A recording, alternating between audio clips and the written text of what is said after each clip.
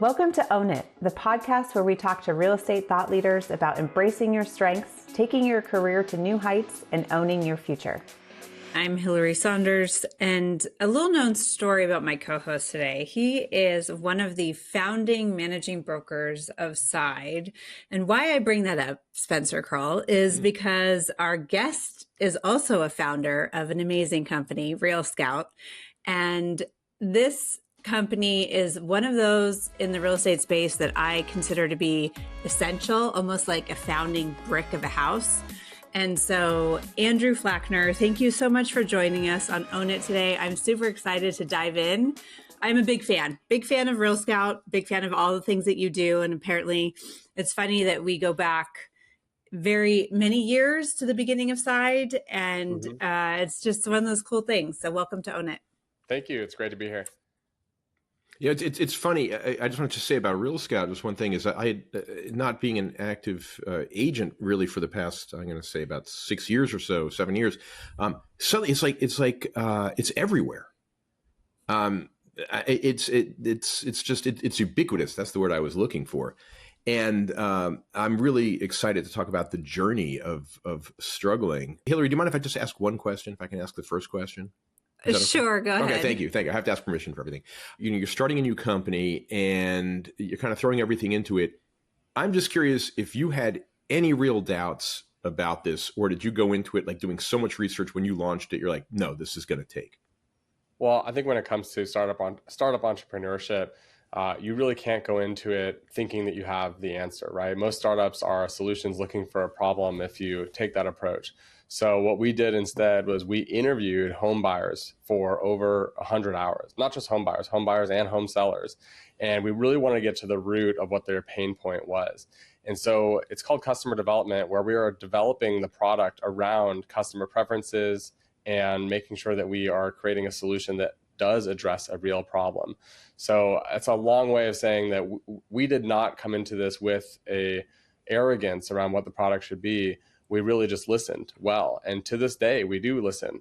We listen to our customers, we get feedback from them, and we build the product around what they want to see.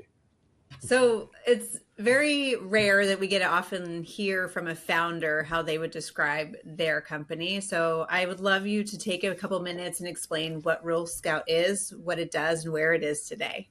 I think the easiest way to explain what RealScout does is by starting with the problem statement. And the problem statement is that most agents, teams, and brokerages have a large swath of consumers in their ecosystem, whether that's in a CRM, whether that is on the back of a napkin or a Google spreadsheet. But these folks are relying on you to provide actionable real estate data. But that actionable real estate data is typically coming from national portals. In other words, these consumers, when they want to know what their home is worth, when they want to know what their neighbor's house just sold for, when they want to see new listings, they are using a portal website or maybe a portal app. And most agents today are resorting to CRMs to send recipe cards and gardening tips. But when it comes to sending reliable, actionable real estate data, like fresh listings or market activity, they aren't well equipped to do that. So from the very beginning, RealScout was designed to put the agent back at the center of the digital real estate experience and make sure that we are equipping our agents with the right data and the right messages to go out to their clients and stay top of mind with them. How do you get the clients to then use this portal for search as opposed to then, using something Zillow or whatever? Yeah, it's a great question. The reality is, and I think the part that we've all forgotten, is that your consumers want to use your technology. The problem is that you might be letting them down. And what do I mean by that? Well, it's almost like if you go to a dentist and they recommend a certain brand of toothpaste, you'll probably give it a shot. And if it doesn't let you down, you'll continue to use it. However, the brand of toothpaste that the industry has is the MLS. And the MLS is a really powerful, robust tool, but it's not a great consumer experience. And so it does disappoint consumers, and they stop using that toothpaste and they end up going back to Zillow or Redfin. So a lot of people, when they light up RealScout, their initial reaction is, oh my God, it works. Oh my God, my clients they stopped sending me Zillow links. They stopped sending me Redfin links. And that's really, really rewarding. But it's because we focused all of our efforts on doing that one thing very, very well, which is to put the agent back at the center of the experience and make sure that it's a really robust tool. I think you said something that's really key, which is the agent at the center of the experience, because as the industries are changing, and we've seen it change a lot in the last 20 years that I've been in it anyways, but the underlying go back to fundamentals and being that person who gives a value to your community and to your database is so important. I feel like we've done a poor job of telling that to the mass public, right? And they have become reliant on Zillow and other different search engines. So, from your perspective, in your technology journey, because RealScout is tech, what did you envision it to be when you started it, and how have you iterated on that vision? Yeah, so I think that what most people don't know about RealScout is that when we were in the very, very early days, we thought that RealScout was going to be a tech-powered brokerage. And what happened is, as we were developing the technology, we invited people in to interview and become real estate agents with our brokerage. And when they saw the technology, they said, you know what, I like the brokerage that I'm already at, but I would love to purchase this software.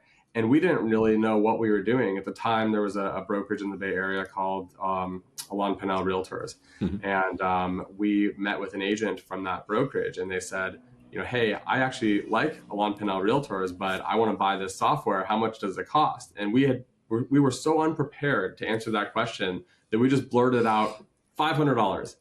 And it wasn't $500 a month, $500 a year. It was just $500. And sure enough, at the time, she took out a check from her checkbook and literally wrote us a check for $500. And to this day, has a lifetime subscription to RealScout as a result. But it just goes to show you that, you know, you really need to roll with the punches, because you don't want to have the hubris coming in saying that, hey, I have the solution. I know what the product is going to be. There is a famous startup educator, actually a Stanford professor, Steve Blank, and one of his students, Eric Ries, and when they talk about how a lot of inexperienced entrepreneurs will think that starting a company is like launching a rocket, where you need to spend all these weeks or actually months or years getting all the calculations right, putting it all together, making sure that it's going to be a successful launch, and then someday you launch the rocket, or in this case, the startup. But that is actually the wrong way to think about it. It's really more like driving a car down the road, where you may encounter an obstacle, you may see a cone in the middle of the road and you need to drive around it, or there's a construction detour. And it's that, you know, calibration, it's that, you know, micro movements, it's that responding quickly and reacting to the feedback you're getting from customers that will make a successful startup. I want to hit on that a second, though, because, look, you're successful in this, obviously. It's just, it kind of goes against my intuition, because I'm thinking about the rocket launch thing of like, let's get all the pieces together and let's go to market with this thing. Do you think if you go more granular, it gives you a better chance, like what happened with this agent story? You were developing a brokerage and then someone said, well, I just want to buy this piece of software and that's it. How far down the road were you with brokerage? Not far. It was in the early stages of our development, where we were in the process of talking to prospective customers and fleshing out the product. In fact, much of the product hadn't even been built yet. In fact, I recommend to any entrepreneur out there to see if there's ways to, quote unquote, fake your product to get feedback from it. So, you know, there's a book called The Lean Startup, where Eric Ries, the author, talks about creating a fake landing page test, where you create a landing page for your product and just see if anyone will buy it. So we were very early in that process, and we were able to adapt very quickly without having the sunk cost of, you know, months or years of development. That's really smart. And we always say, you know, we iterate a lot at Side, and it's like, you know, building the airplane while you're flying it. I know that particular analogy really is not great right now, given the current state of things. However, it is true, though, because you adapt and you pivot. And at the beginning, you know, the conversations were had, well, maybe we just go a SaaS platform and create the tech versus the actual brokerage. And it is funny to hear the opposite side of the coin. If you look at some of the famous tech examples, right? I mean, Slack, which is a multi-billion-dollar successful company, started as an online gaming company, and Instagram started as a check-in app, and Twitter started as a podcasting platform. So it really is prudent to pay attention to what customers are telling you and not just railroad your idea forward. I guess the important thing there is pivot is not failure, right? I mean, pivot is survival. When you're adding something now, what's the process on that? I mean, do you have to have 10 people ask you for this feature and then you decide to go into it, or are you always thinking, are you using it yourself and seeing like, wow, this is the experience I wish I could have? Well, first off, it's worth reminding the audience that RealScout was founded by real estate professionals for real estate professionals. So I started my career selling real estate. The first employee that my co-founder and I hired, he and I were selling real estate at the time together. So we have people in the company who know what it's like to sit open houses and drive around clients. That helps a lot in vetting features and understanding what's going to provide value. Some of it is based on almost like a voting mechanism, right? If we hear the same feedback over and over and over again, it stands to reason that building that feature is going to make a lot of people very happy. There's also some overarching themes of what the company is trying to be and trying to become. And so right now, for instance, this whole reactivation of a database is critical for us. It is our focus. And so features that feed that are going to be prioritized. So a good example would be integrations. As everyone at Side knows, we have a really robust integration with Follow Up Boss and plan to double down on that further. So that's a little bit of a sneak peek into how we think about prioritizing features at RealScout. But it really, I had actually an agent reach out yesterday, and she was so adamant about her feature suggest being built. But we have over 100,000 customers now. So it can be a little tricky to keep everyone happy and prioritize those features that are going to really satisfy the most amount of our customers. What's your take on the tech space, specifically in real estate? I want to get your kind of insight on historically, when I was at a big box brokerage years ago, whatever was new and shiny, people would come in and sell and try and get you to sign up for it without really explaining how this would actually better your workflow or your life or your clients' lives. And I feel like it's gotten to the point now where there's a lot of shiny things out there, and it can be distracting, or something is sexy and something like middle of the funnel isn't so sexy. Although RealScout is sexy middle of the funnel. But what is your take on what should the agents pay attention to when trying to figure out, is this actually a technology that I should spend time researching, or should I just wait till 10 years down the road to look at it? Right. Well, I think it has a lot to do with who you are, right? If you are an early adopter and you like tinkering around, trying new products that may be half-baked, there's certainly a lot of that going around right now, specifically relating to AI. A lot of companies are racing to be first to market with an AI feature or AI product. Some of those products are still a bit buggy. In fact, I heard a story the other day. There was somebody who was using an AI chatbot, and this chatbot sent one of her clients to a property for a showing that did not exist. And this poor woman and her son were waiting outside for the agent to show up, and that never happened. In fact, when the consumer reached back out through the chatbot reassured her that the agent would be there and should just wait patiently. And that consumer would have been waiting for a very, very long time.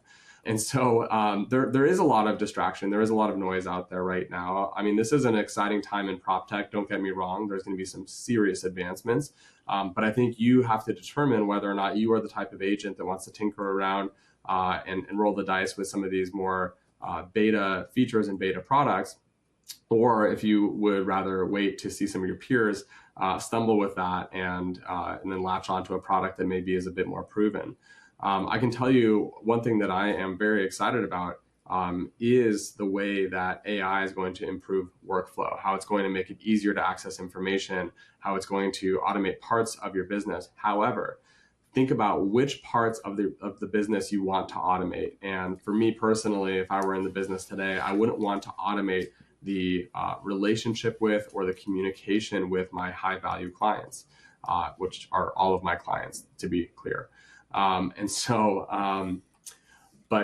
I mean, we have seen, I think over the last 10, 15 years, there's been big waves of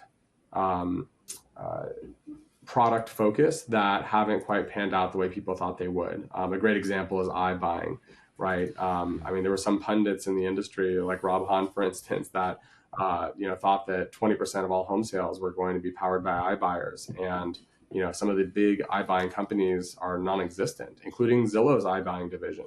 Sure.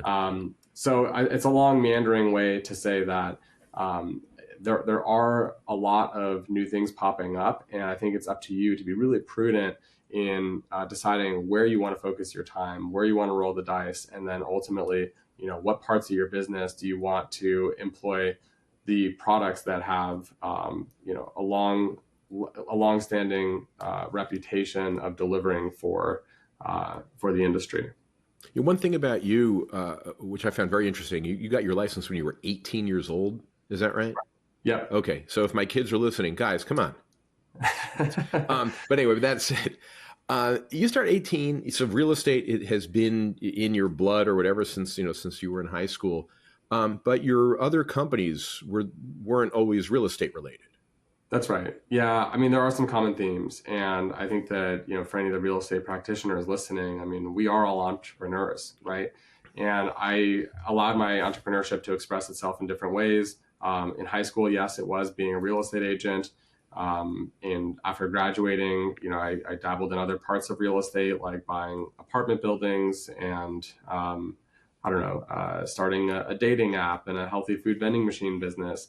But I think one common thread has been matchmaking, right? And with my dating company, which my current co-founder and I sold to the former Match.com CEO, it was really about making matches between people who want to meet each other and spark up a romance.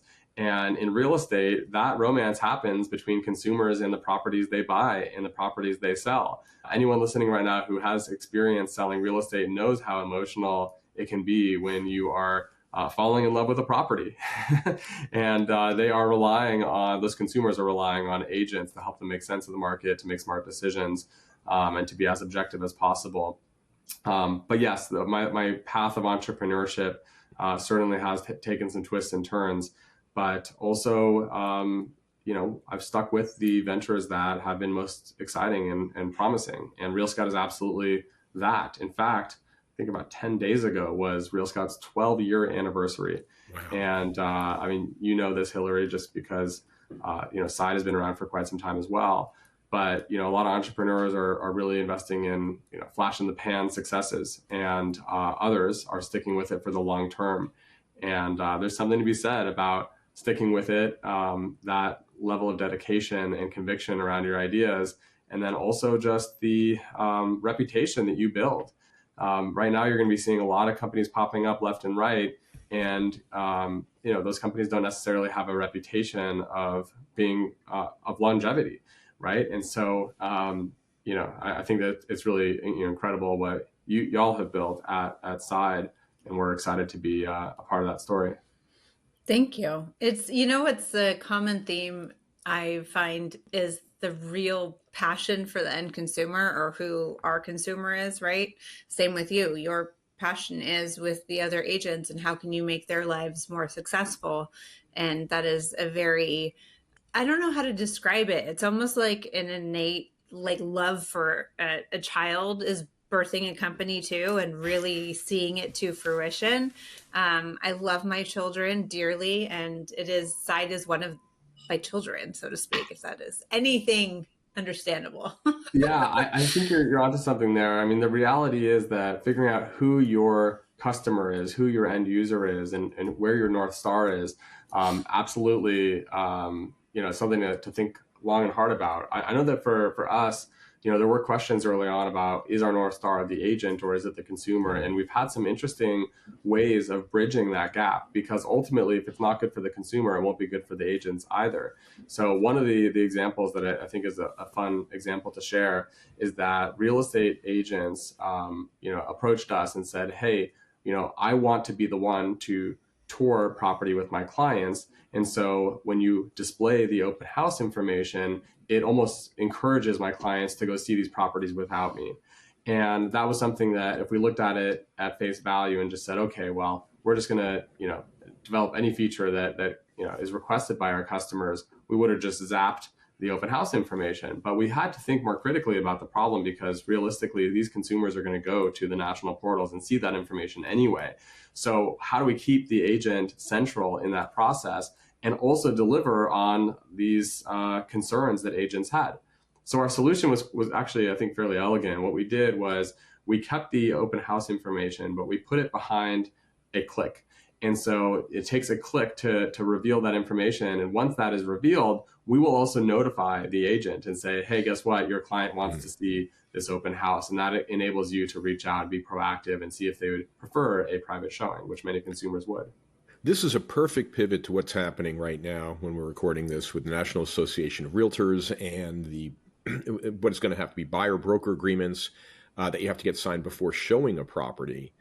So you're happy when you're talking about the clients, you're talking about home sellers and home buyers, but it seems like it's more home buyer focused.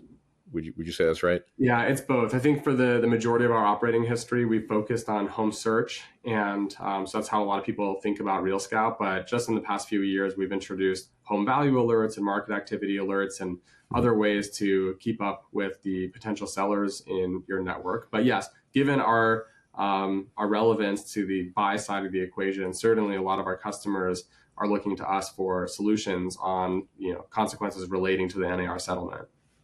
The home value alerts is a game changer. I love it. So many of our partners and agents, my husband included, sing its praises. So I'm just saying it's a game changer if you're listening.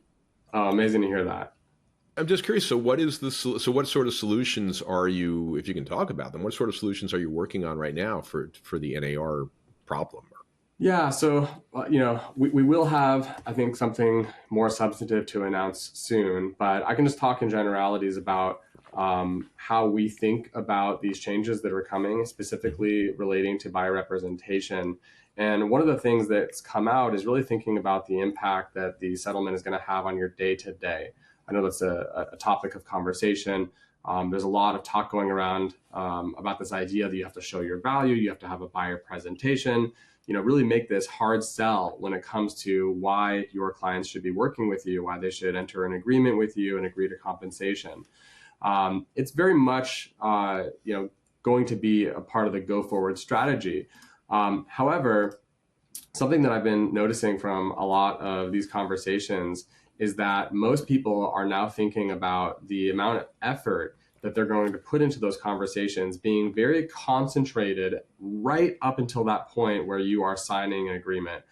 So what that means essentially is that a lot of real estate agents are thinking that, hey, I'm just going to continue business as usual. But then when I get to the kitchen table, when I need to pitch this buyer representation agreement, I'm going to put a ton of effort and show my value right up at that concentrated point in time.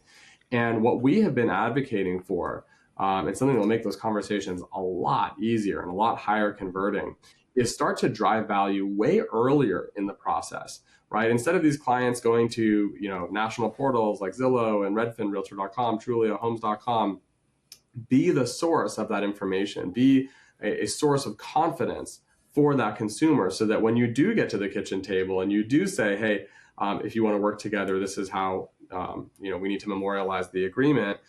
They already have the conviction that you are going to be the best agent for them. So that is something that, our product certainly facilitates, is driving that value earlier on in the process. It's something that we recommend for buyer representation and buyer nurture. And it also works great for sellers, because a seller doesn't just wake up one morning and decide to sell, right? It is a process, and they want to understand the market. They want to understand what homes in their neighborhood are selling. And our home value alerts, which I know Hillary is fond of, do a great job at that. It's be the value, right? Be the value and drive that value earlier, right? Because I think a lot of people are more coin operated, and when they see, oh, there's money to be made here, or there is a client to formalize a relationship with, that's where this concentrated burst of energy and this really hard sell comes into place.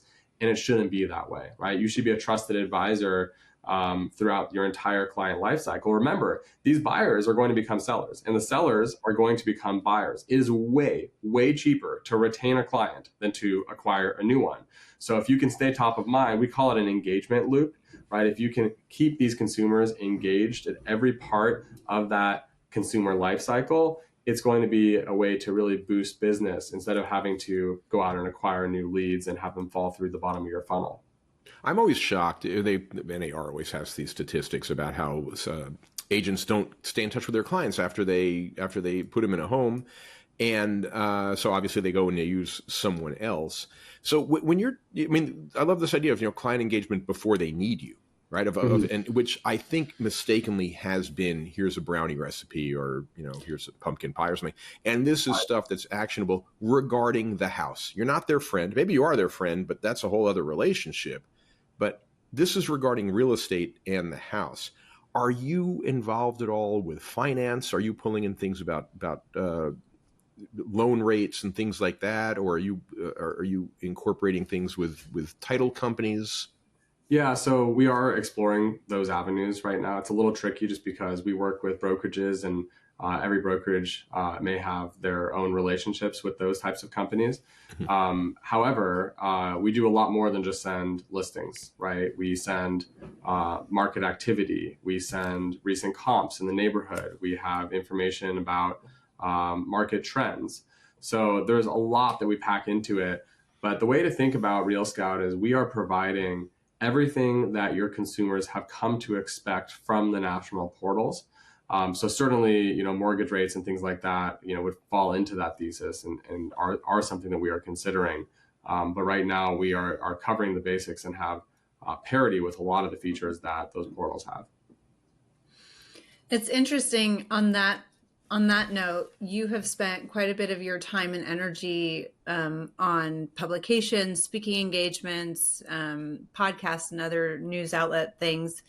Do you think it would be wise for the national news media to actually come to people like yourself that can speak to what is actually going on in the industry versus what we're seeing, grab the headlines, the sky is falling, house prices are going to dip, blah, de, blah, de, blah.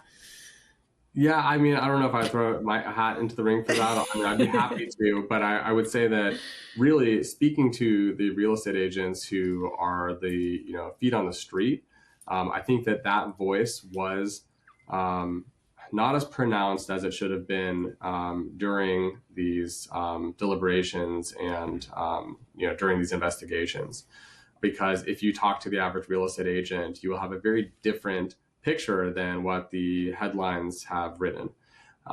So, I know I'm preaching to the choir here, but this is an industry of very hardworking people who have a very noble cause. They are there to help usher people through one of the most emotional and infrequent and complex transactions of their entire life.